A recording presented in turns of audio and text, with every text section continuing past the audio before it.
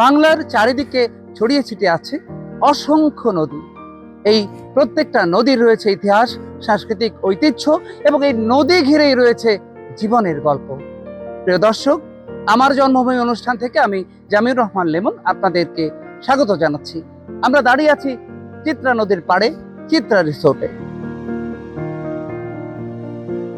বাংলার বুক চিরে বয়ে চলেছে অসংখ্য নদ নদী। এই নদীগুলোর বুকে লুকিয়ে আছে আমাদের জীবনের গল্প, ইতিহাস আর প্রকৃতির অপার সৌন্দর্য। নড়াইল জেলার হৃদয়ে বয়ে চলা এমন এক জীবন্ত নদীর নাম চিত্রা নদী। নড়াইল জেলার বুক দিয়ে বয়ে চলেছে চিত্রা নদী। মৃদু স্রোতে, শান্ত ভঙ্গিতে সে ছুঁয়ে যায় গ্রামের পর গ্রাম, ক্ষেতের পর ক্ষেত।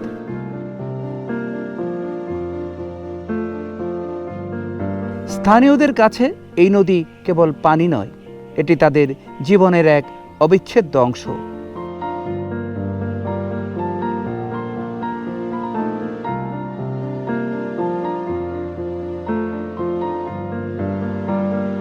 ভোরবেলায় যখন কুয়াশা ভেজা বাতাসে গ্রামের মানুষ জেগে ওঠে, তখন চিত্রা নদীর বুকে দেখা যায় জেলেদের কর্মব্যস্ততা।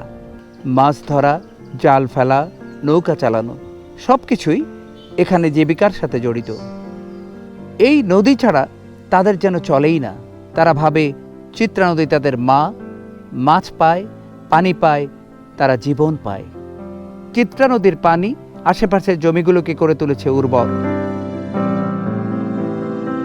ধান, পাট, সবজি সব কিছুই এই নদীর দানে পরিপুষ্ট। বর্ষাকালে নদীর পানি ছড়িয়ে পড়ে আশেপাশের চরে, আর শুষ্ক মৌসুমে নদীই হয় সেচের প্রধান উৎস।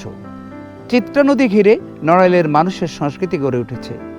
মনোমুগ্ধকর একটা প্রজেক্ট আপনি করেছেন, এবং ঢাকা শহরের অনেক বাইরে, নিরিবিলি, প্রকৃতির কাছে একদম চলে যাওয়া। এই প্রকৃতির কাছে চলে যাওয়া আপনার মাথায় কিভাবে আসলো, কবে থেকে আসলো বলেন? আমি নড়াইলের সন্তান। এই চিত্রা নদীতে গোসল করে আমার বেড়ে ওঠা। তো আমার কাছে মনে হয়েছে, আমি দেশে অনেক জায়গাটা আমার যাওয়ার সুযোগ হয়েছে, বিভিন্ন স্পটে ঘুরেছি দেশ বিদেশে।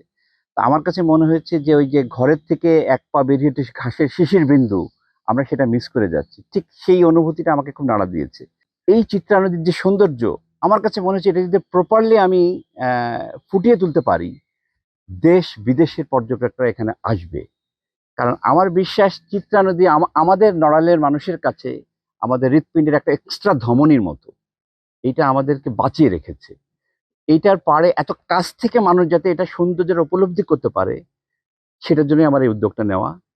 আরেকটা জিনিস হচ্ছে কি, যে চিত্রা নদীর সৌন্দর্য আপনি যখন কাছ থেকে দেখবেন, প্লাস আমরা বাংলাদেশটাকে যেভাবে আসলে দেখতে চাই, এই বাংলাদেশে ওভারঅল পর্যটন শিল্পটাকে যদি আমরা বিকশিত করার চিন্তা করি, আমাদের বাংলাদেশের একটা স্মল ভার্সন হচ্ছে আমার কাছে মনে হয়েছে যে নড়াইল। আমাদের বাংলাদেশের প্রতিচ্ছবি বলতে আমরা যেটা বোঝাই, যে আমাদের সবুজে ভরা আমাদের দেশ, নদীমাতৃক দেশ। দ্যাট মিন্স একটা ছোট মিনি বাংলাদেশ। মিনি বাংলা, এটা হচ্ছে স্মল ভার্সন অফ বাংলাদেশ। আপনি পুরো বাংলাদেশটাকে আপনি তো একবারে দেখতে পারবেন না। আপনি এখানে আসলে আসল বাংলাদেশের যে সৌন্দর্যটা, আপনি এই নড়াইলে এবং এই চিত্রা রিসোর্ট, চিত্রা নদীর কেন্দ্রিক যে বিউটিটা আছে, আপনি এখান থেকে অনেকটা সেটাকে উপলব্ধি করতে পারবেন। নদীর তীরে হয় নৌকা বাইচ, ঘুড়ি উৎসব, মেলা, যা হাজারো মানুষের আনন্দের কেন্দ্র। কিছুক্ষণ আগে ঘুরলাম, কোন কোন জায়গায় আমার কাছে মনে হচ্ছে যে আমি সুন্দরবনে এসে গেছি। তারপর আমরা এখানে একটা অন্য একটাই দেখলাম, যেমন যে ডলফিন, রিভার ডলফিন গুলো এখানে। Exactly, I am very lucky যে এভরি নাও এন্ড দেন আপনি কিন্তু দেখবেন যে আমাদের বিলুপ্ত যে প্রজাতির যে ডলফিন, যেটা গাঙ্গি প্রজাতির আমাদের দেশে একসময় সব জায়গায় দেখা যেত, সেটা কিন্তু বিলুপ্তি, কিন্তু আমাদের এই চিত্রা নদী দেখানো আছে। আসলে কি, পর্যটন শিল্পটাকে আমি যেভাবে দেখি, বিশেষ করে আমরা যারা বাংলাদেশি থাকি, আমাদের এর আগে কিন্তু আমাদের যে ট্যুরিজমের জন্য বা বিনোদনের জন্য যে টাকা খরচ করতে হবে, এই কনসেপ্টটা আগে কাজ করতো না আমাদের আগের প্রজন্মের যারা। কিন্তু যখন আমাদের দেশ এখন গ্লোবালাইজেশনের যুগে, সারা পৃথিবীর মানুষই দেখেন তারা সারা সপ্তাহে কাজ করে, 2 দিন উইকেন্ডে তারা কিন্তু ঘুরতে বের হয়ে যায়। আমার কাছে মনে হচ্ছে যে এই রিক্রিয়েশন গুলো যদি না হয়, তাহলে আমাদের রিক্রিয়েশনটা আমরা তখন নিষিদ্ধ লাইনে কিন্তু আমরা চলে যাই। তার মানে আমি বলতে চাচ্ছি এটা একটা পজিটিভ থিঙ্কিং। এক্স্যাক্টলি, জাতি গঠনের জন্য ইভেন ট্যুরিজম এবং পৃথিবীর অনেক দেশের ইকোনমি কিন্তু ডিপেন্ড করে এই ট্যুরিজমের সেক্টরের উপরে। আমরা দেখেছি তাই। আপনি অনেক দেশের উদাহরণ আছে, উন্নত দেশও আছে, অনুন্নত দেশও আছে, যাদের প্রধান ইকোনমি হচ্ছে ট্যুরিজম সেক্টর। প্রাচীনকাল থেকেই চিত্রা নদী বাণিজ্যিক যোগাযোগের পথ হিসেবে ব্যবহৃত হয়েছে। নৌযানে চাল, পাট, মাছ ও অন্যান্য দ্রব্য এক স্থান থেকে আরেক স্থানে পৌঁছে যেত। এই নদী নড়াইলকে যুক্ত করেছে বাংলাদেশের বিভিন্ন অঞ্চলের সাথে।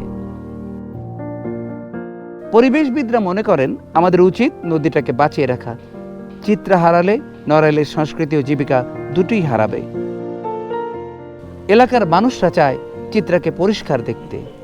পর্যটকরা আসুক, সৌন্দর্য দেখুক, নদীটি টিকে থাক। নদীটা এটা আমাদের নড়াইলে একটি ঐতিহ্যবাহী চিত্রা নদী। এই জায়গা বিশেষ করে এই শীতের পরন্ত বিকালে হালকা কুয়াশা, খুবই একটি সুন্দর আর নমনীয় পরিবেশ। এই জায়গায় মাঝে মাঝে আমাদের আসা হয়, খুব সুন্দর একটা জায়গা। নদীর পাশে বসে থাকতে আমার খুব ভালো লাগছে। সন্ধ্যা নামে চিত্রার জলে পড়ে লাল সূর্যের প্রতিচ্ছবি। নদীর বুক তখন শান্ত, নিস্তব্ধ, কিন্তু তার গভীরে প্রবাহিত থাকে জীবনের গান। চিত্রা নদী শুধু নড়াইলের নয়, সমগ্র বাংলার এক জীবন্ত ঐতিহ্য। এই নদী যতদিন বয়ে চলবে, ততদিন বয়ে চলবে আমাদের সংস্কৃতি, আমাদের জীবনধারা।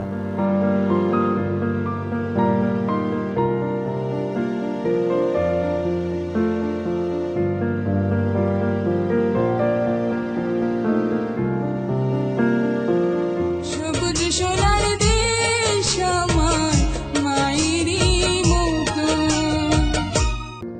আমি মুক্ত বলাকা, মেলে দেই পাখা ওই দূর নীল আকাশে।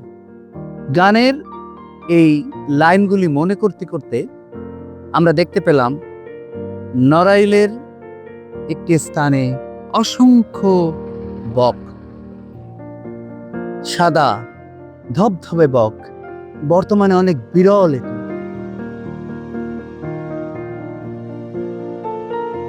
আমরা দেখতে পাচ্ছি অসংখ্য বক উড়ে বেড়াচ্ছে বিলের উপরে।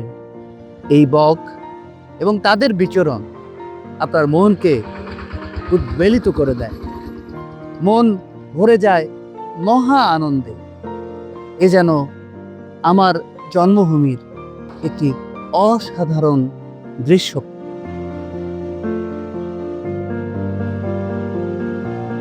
প্রিয় দর্শক, আমরা দেখছি বকের বিচরণ। গ্রামে গঞ্জে এই বক এখন প্রায় হারিয়ে যেতে বসেছে। আমরা এক সময় দেখতাম ঝাঁকে ঝাঁকে বক বিলে, নদীতে, খালে মাছ ভরে খাচ্ছে। এখন এই বক প্রায় হারিয়ে যেতে বসেছে। কি সুন্দর নান্দনিকভাবে এরা গাছের ডালে বসে এবং ঘুরে ফিরে আবার ফিরে আসে সেই গাছের মাথায়।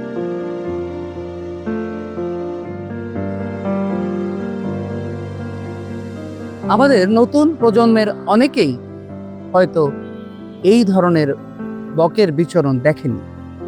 আজকে আমার জন্মভূমি অনুষ্ঠানে আমরা তাদের জন্য নিবেদন করছি এই সাদা মায়াবী বকের বিচরণ।